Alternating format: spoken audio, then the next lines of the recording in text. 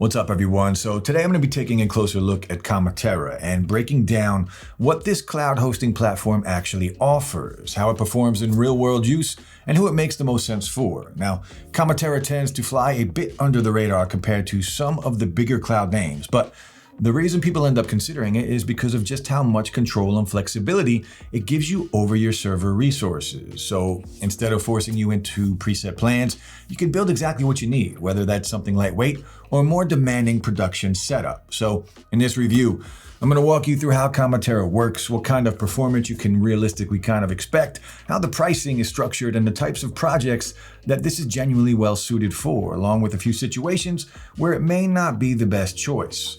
So Kamatera is kind of a unique hosting setup because here you can pick the exact amount of processing power, memory, and storage that you actually need. Be it something easy like a testing environment or a project that's going to see heavier traffic over time. But you're not just boxed into that once you launch. You can scale up or down later on. It's very easy without having to migrate to a new plan or rebuild everything from scratch. So it's a really solid option if you are managing multiple sites, spinning up projects for clients, or you just want something that you're not going to outgrow in just a few months. Now, their servers start at around $4 a month, and you can deploy from any of their 24 global data centers. And what's nice is that their pricing doesn't change based on location. You're not paying more just because your client's customers happen to be on the other side of the world. Now, spinning up a server is way faster than you would expect from something that is this customizable. You can pick where you want it located, choose your OS, dial in the CPU, your RAM, your storage, all of it, and then just hit launch. It's usually up and running in just under a minute. And then once it's live, you've got full control. There is no pre-installed software unless you want it. No setup wizards, just a clean server and the tools to build whatever you need. So if you are spinning up a test environment, hosting a production app, or you just need something simple like a VPN, you can kind of tailor it from the ground up. And day to day, it's all pretty smooth to manage. You can organize servers by project, set up private networks, you can manage backups. None of it is buried or hard to find. Now, I'd say it's definitely built for more people who have done this before, but once you're in, everything is right where you would expect it to be. Now, to give you a better idea of how the process looks in real practice, I'm going to walk you through a quick demo of how I got a new server online from scratch to up and running. So let's say we're making an e-commerce site in WordPress. So to get started, you need to log into your Kamatera account. Now, once you've entered your details and reached the main dashboard, look at the toolbar on the left side. Click on My Cloud and then choose Server.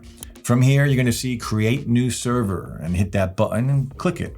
Now, the first thing you decide is the data center location. So the best approach here is to choose the city or region closest to where your customers are. For example, if you are selling mostly to people in Texas, choose the Texas data center. This helps your website load much faster because the data has a much shorter distance to travel.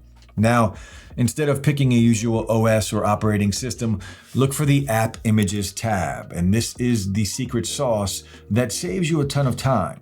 Scroll through that list and select WordPress. So this tells Kamatera to automatically install everything you need, like the web server and the database. So you don't have to touch a single line of code to get the basics up and running.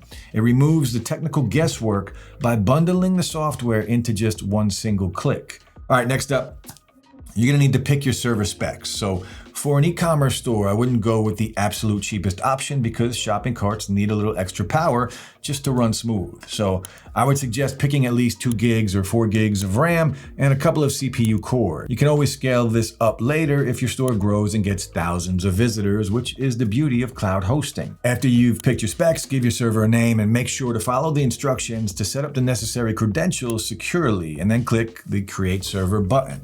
You're going to see the progress show up in the task queue.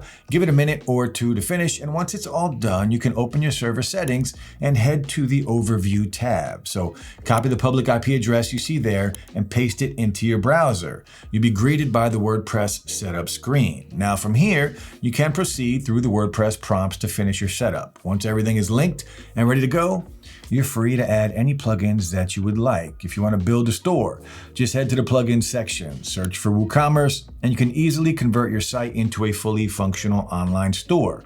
Kamatera handles the complex server deployment in the background, so you can focus entirely on designing your shop and just adding your products. Now, if you do want to try Kamatera for yourself, I've put a link in the description that takes you straight to their 30-day free trial. It also includes some great perks like 1,000 gigabytes of cloud storage and 1,000 gigabytes of outgoing traffic, so you can really put the platform to the test without any cost. Now, of course, once the trial is done, the pricing is tied directly to your configuration. Since you aren't picking a fixed plan, the cost simply scales up or down based on the exact resources that you have chosen. So like I mentioned, the base configuration starts at $4 a month. That's gonna get you 1 vCPU, 1 gig of RAM, 20 gigs of NVMe storage, and 5,000 gigs of traffic. So more than enough if you're testing or hosting a small site, or you just need a simple environment. But most legit production projects will probably end up in the $20 to $25 a month range, because you'll want to go for the multi-threaded for sure, and more like 4 gigs of RAM and 50 gigs of storage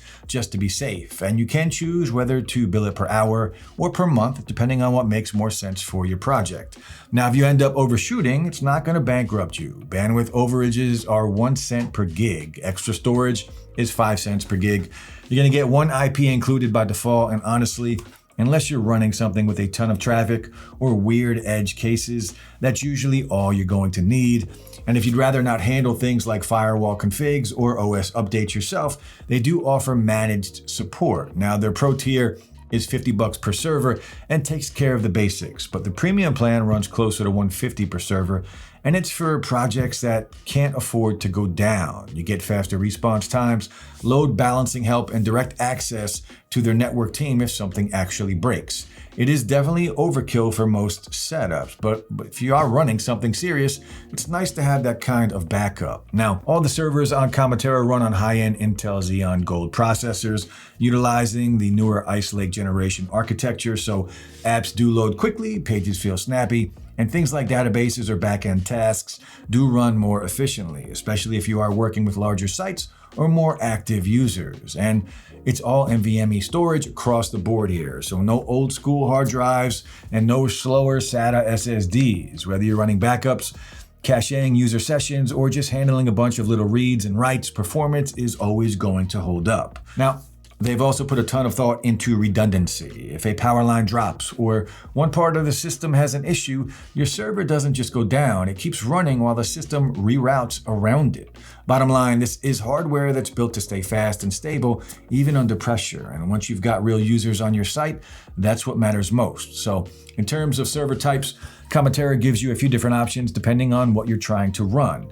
If you're testing something, setting up a VPN, or just messing around in a dev environment, the availability servers, also known as Type D, are the most affordable way to get going. Now, these provide 2 threaded cores where you share resources with other customers. So performance might dip down now and then, but for the light workloads, it's totally fine. Now, if you need something a little more consistent, the general purpose servers give you a dedicated CPU thread that's a better fit for small production apps or websites where you want more stable performance, but you're not pushing anything too demanding. And of course, there's a burstable option, which is kind of the in-between. It's meant for apps that don't need all of the power all the time, but still needs to handle short bursts when traffic or processing picks up. It's a great way to save money without sacrificing performance when it counts. And at the very top, there's dedicated, where every virtual CPU is pinned to a physical core. And this is what you're going to use for databases, real-time apps, anything compute heavy. You're paying a bit more, but the upside is total reliability. You know exactly what kind of performance that you are working with. Now, if you are running anything more complex than a single site, there are a few cool tools here that can really help. So for backups or extra storage, you've got the option to add block storage. It's basically a flexible storage drive that you can attach to your server whenever you need more space. So for logs, media files, databases, whatever, it is fast and reliable even when it fills up. Then if you are running more than one server, like a front end and a back end, you can use a load balancer to actually split traffic between them. It just takes a bit of pressure off of the servers by spreading out the traffic so things don't get bottlenecked when more users do show up. Now, you can also get a full private network set up if you want. So your front end can be public, but your database or internal tools stay private where they're safe. There's no outside access. It's easy to set up, and everything stays fully isolated from other customers. Now, on top of all of that, there's a really strong firewall built in that blocks bad traffic before it even touches your server. Now, if something ever breaks, you can reach their technical help 24/7 via phone or support tickets without waiting hours to get routed through different agents. Now, for me, that's really important when you are running something important. Whether a server is down or you just need help fixing a configuration, having an engineer who can immediately jump in and sort it out with you makes a massive difference for your uptime. Now, if you do want to compare Kamatera with something like DigitalOcean, the biggest difference is just how flexible things are. While DigitalOcean has a great variety of options, they still mostly work on preset plans. You usually have to pick a droplet bundle where the CPU and the RAM are already paired up for you. With Kamatera, you get a much higher level of control. You can use their sliders to set every resource independently. So if you're running a database that needs a ton of memory but barely uses any CPU, you can build exactly that without paying for extra cores that you just don't need. It's a much more efficient way to build because you aren't forced into a preset box. You only pay for the specific resources your project actually uses. It also supports Windows servers, which isn't even an option with DigitalOcean. So if you are working in .NET or using Windows-based apps, Kamatera's got you covered. And even on their cheapest plans, you're getting newer hardware. So Ice Lake CPUs, NVMe storage, faster network speeds. On DigitalOcean, you'd have to pay more just to get that. And finally, there is the support aspect. While Kamatera offers phone support, DigitalOcean currently only provides support via email or tickets, so there's no phone support. Now, if being able to call and speak to a human when you're troubleshooting is important to you, then this is a major distinction to keep in mind. So overall, Kamatera stands out for the amount of control it gives you over how your server is built and how it scales up over time. Being able to configure CPU, your memory, and storage independently, run on modern hardware, and deploy servers across multiple regions at the same price makes it a very practical platform for just running real projects. You're not forced into oversized plans, and you're not paying extra just to unlock better performance. So that combination of flexibility, predictable pricing, and solid infrastructure is what makes Kamatera a compelling option in this space, especially once you move beyond basic hosting needs. And as a reminder, if you do want to try Kamatera for yourself, you're going to find a link to the 30-day free trial in the description below, along with all those additional perks. Just so you know, using that link gives us a small commission, which really does help out the channel at no extra cost to you. Also, if you are interested in working with us or sponsoring a future video, feel free to reach out using the email in the description. So hopefully this review helped give you a clear and realistic picture of what Kamatera offers and how it performs in everyday use. And if you do have any questions, drop a comment down below. I read all of them and I'll try to reply to as many as I can. Finally, guys, thanks so much for watching, and I'll see you in the next one.